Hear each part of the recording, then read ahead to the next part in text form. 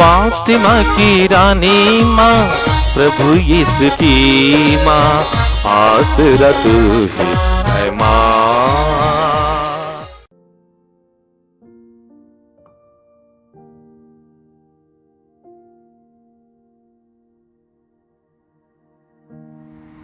पहला पाठ नबी यिर्मयाह का ग्रंथ, अध्याय 15, पद संख्याएं 10, 16 से 21 तक।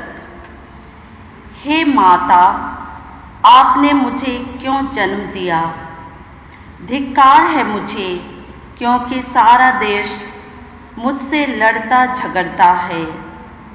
मैं ना तो किसी को उधार देता और न किसी से उधार लेता हूँ, फिर भी सब मुझे कोसते हैं। तेरी वाणी मुझे प्राप्त हुई और मैं उसे तुरंत निगल गया। वह मेरे लिए आनंद और उल्लास का विषय थी, क्योंकि तूने मुझे अपनाया, हे विश्वमंडल के प्रभु ईश्वर। मैंने कभी मनोरंजन करने वालों की मंडली में बैठकर आनंद नहीं मनाया। मैं तुझसे आविष्ट होकर एकांत में जीवन बिताता रहा, किंतु तूने मुझ में अपना क्रोध भर दिया था। मेरी पीड़ा का अंत क्यों नहीं होता? मेरा घाव क्यों नहीं भरता? तू मेरे लिए उस अविश्वसनीय नदी के सदृश है, जिसमें सदा पानी नहीं भरता। इस पर प्रभु ने यह उत्तर दिया, यदि तुम अपने शब्द वापस लोगे तो मैं तुम्हें स्वीकार करूँगा और तुम फिर मेरी सेवा करोगे। यदि तुम नीच भाषा नहीं बल्कि सुयोग्य भाषा का प्रयोग करोगे तो फिर मेरे प्रवक्ता बनोगे। वे लोग फिर तुम्हारे पास आएंगे, तुमको उनके पास नहीं जाना है। मैं तुमको उस प्रजा के लिए कांसे की अजेय दीवार बनाऊंगा।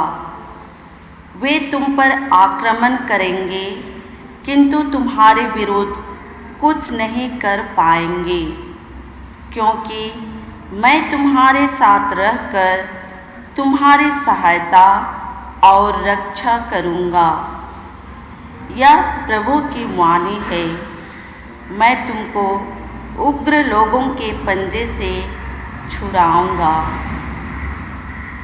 यह प्रभु की वाणी है। भजन अनुवाक्य। ईश्वर संकट के समय मेरा शरण स्थान है। हे मेरे ईश्वर, शत्रुओं से मुझे छुड़ा, आक्रमणकारियों से मेरी रक्षा कर। कुकर्मियों के पंजे से मुझे छुड़ा, हत्यारों से मेरी रक्षा कर। अनुवाक्य। ईश्वर संकट के समय मेरा शरण स्थान है। वे मुझे मारने के लिए घात लगाकर बैठते हैं। शक्तिशाली लोग मेरे विरुद्ध षड्यंत्र रचते हैं। हे प्रभु, मैंने ना तो कोई पाप किया और ना कोई अपराध। अनुवाक्य। ईश्वर संकट के समय मेरा शरण स्थान है। तू ही मेरा बल है, तुझ पर ही भरोसा है, क्योंकि तू ही मेरा गढ़ है। तू ही आकर मुझ पर दया करेगा। अनुवाक्य। ईश्वर संकट के समय मेरा शरण स्थान है। मैं तो तेरे सामर्थ्य का बखान करूँगा। मैं प्रतिदिन तेरे प्रेम का गीत गाता हूँ। तू ही सदा मेरा गढ़ रहा है और संकट के समय मेरा शरण स्थान। अनुवाक्य। ईश्वर संकट के समय मेरा शरण स्थान है। तू ही मेरा बल है, तुझ पर ही भरोसा है। ईश्वर ही मेरा गढ़ है, ईश्वर मुझे प्यार करता है। अनुवाक्या, ईश्वर संकट के समय मेरा शरण स्थान है। जय घोष। हालेलुया। प्रभु यह कहते हैं, मैंने तुम्हें मित्र कहा है, क्योंकि मैंने अपने पिता से जो कुछ सुना है वह सब तुम्हें बता दिया है। हालेलुया। प्रभु आप लोगों के साथ हो और आपके साथ भी। संत मत्ती के अनुसार पवित्र सुसमाचार। प्रभु की जय। अध्याय 13 पद संख्याएँ 44 से 46 तक। प्रभु यीशु ने कहा, स्वर्ग का राज्य खेत में छिपे हुए खजाने के सदृश है, जिसे कोई मनुष्य पाता है और दोबारा छिपा देता है। तब वह उमंग में जाता और सब कुछ बेचकर उस खेत को खरीद लेता है। फिर स्वर्ग का राज्य उत्तम मोती खोदने वाले व्यापारी के सदृश है। एक बहुमूल्य मोती मिल जाने पर वह जाता और अपना सब कुछ बेचकर उस मोती को मोल ले लेता है। यह प्रभु यीशु का परम पवित्र सुसमाचार है। ख्रीस्त की जय। जय यीशु। पहले पाठ में नबी यिर्मयाह की शिकायत और ईश्वर का उत्तर है। जीवन भर पवित्र रहकर भला काम करते रहने पर भी उनको अपने देशवासियों से बहुत सहना पड़ा, इसलिए वे निराश हो जाते हैं। अपनी माँ से सवाल पूछते हैं, हाय माता, आपने मुझे क्यों जन्म दिया? ईश्वर से उनका सवाल है, क्यों मेरी पीड़ा की समाप्ति नहीं है? मेरा घाव क्यों नहीं भरता? मेरे लिए तू अविश्वसनीय नदी की तरह है, जिसमें सदा पानी नहीं रहता। तो ईश्वर का उत्तर है, तुम अपने शब्द वापस लोगे तो मैं तुमको स्वीकार करूँगा, तुम मेरी सेवा करोगे।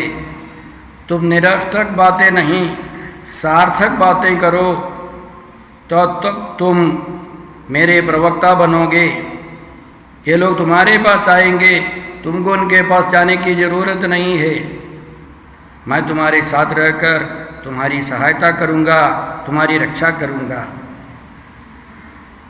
तो भाई और बहनों, यदि हमारे जीवन में ईश्वर की सहायता, ईश्वर की सुरक्षा चाहिए, तो हम सबों को सार्थक बातें, अच्छी अच्छी बातें करनी है। हम प्रभु यीशु के वचनों को याद रखें।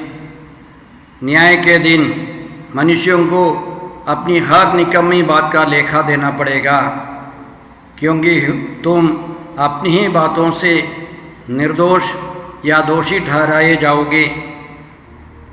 संत याकूब अपने पत्र में लिखते हैं, जो व्यक्ति अपनी जीव पर निमंत्रण रखता है, संत याकूब अपने पत्र में लिखते हैं, जो कभी गलत बात नहीं करता, तो वह पहुंचा हुआ व्यक्ति है। वह अपने पूरे शरीर को नियंत्रण में रख सकता है। तो भाई और बहनों, यदि हमें ईश्वर की सहायता चाहिए, ईश्वर की सुरक्षा चाहिए, तो हमें अच्छी अच्छी बातें करनी है। इस महामारी के संदर्भ में बहुत सारे लोग बहुत बुरी बातें, डरावनी बातें करते हैं। बहुत सारे लोग मर रहे हैं। मैं सोच रहा हूँ अधिकांश लोग इस डर के कारण मरते होंगे। हमें ईश्वर का वचन पढ़कर अच्छी अच्छी बातें करनी है। उसके लिए ईश्वर की कृपा और पवित्र आत्मा की सहायता चाहिए। आज के सुसमाचार में प्रभु यीशु 2 दृष्टांत देते हैं। पहले दृष्टांत में ईश्वर का राज्य एक खजाने के समान है जो खेत में छिपा हुआ है। एक व्यक्ति उसको देख लेता है, फिर छिपा देता है और जाकर सब कुछ बेचकर उस खजाने को खरीद लेता है। कई प्रचारक लोग कहते हैं कि वह खजाना यीशु है और वह खेत माता मरियम है, क्योंकि यीशु ने माता मरियम से जन्म लिया है। कुछ भी हो, हमको स्वर्ग राज्य पाने के लिए बाकी सब कुछ त्याग देना है, छोड़ देना है, तभी हमें स्वर्ग राज्य प्राप्त होगा। संत पौलुस फिलिपियों के नाम पत्र में लिखते हैं, मैं प्रभु यीशु को जानना सर्वश्रेष्ठ लाभ मानता हूँ और इस ज्ञान की तुलना में हर वस्तु को हानि ही मानता हूँ। मैंने कूड़ा समझकर सब कुछ त्याग दिया है। प्रभु यीशु संत मत्ती के सुसमाचार अध्याय 19 पद संज्ञा में 29 में बताते हैं, जिसने मेरे लिए घर, भाई बहनों, माता पिता, पत्नी, बाल बच्चों अथवा खेतों को छोड़ दिया हो, वो 100 गुना पाएगा और अनंत जीवन का अधिकारी बनेगा। तो यदि हमको यीशु की, ईश्वर की सहायता चाहिए, ईश्वर की सुरक्षा चाहिए, ईश्वर के राज्य में हमको निवास करना है, तो हमको सबसे पहले अच्छी अच्छी बातें करनी है। ईश्वर के लिए, ईश्वर के राज्य के लिए सब कुछ त्याग देना पड़ेगा। हमें पवित्र जीवन बिताते हुए बाइबल पढ़कर उसके अनुसार हमको बातें करनी है। साथ साथ हमें याद रखना है कि इस संसार में शैतान का राज्य भी चल रहा है। शैतान के राज्य को समाप्त करने के लिए हमको ईश्वर के राज्य में रहना है, ईश्वर की बातों को फैलाना है, सुसमाचार पढ़ना है, सुसमाचार का प्रचार करना है।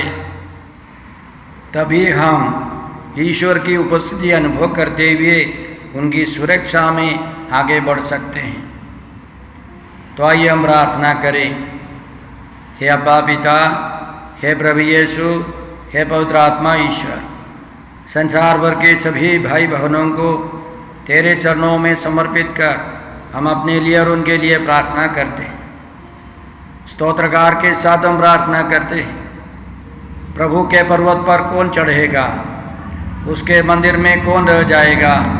वही जिसके हृदय निर्दोष और हृदय निर्मल है, जिसका मन असार संसार में नहीं रमता है।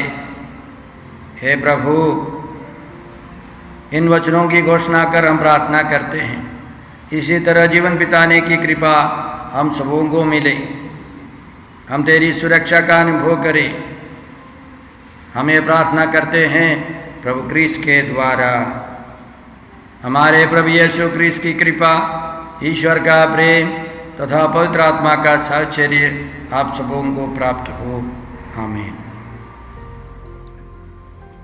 क्रिस्त में प्रिय भाई और बहनों, पिछले 2 महीने से हम लोग इस चैनल के माध्यम से मिसा के दैनिक पाठ एवं छोटा सा उपदेश प्रस्तुत करते आ रहे हैं। आप लोगों की उदारता से 1000 से ज़्यादा लोगों ने इस चैनल को सब्सक्राइब किया है।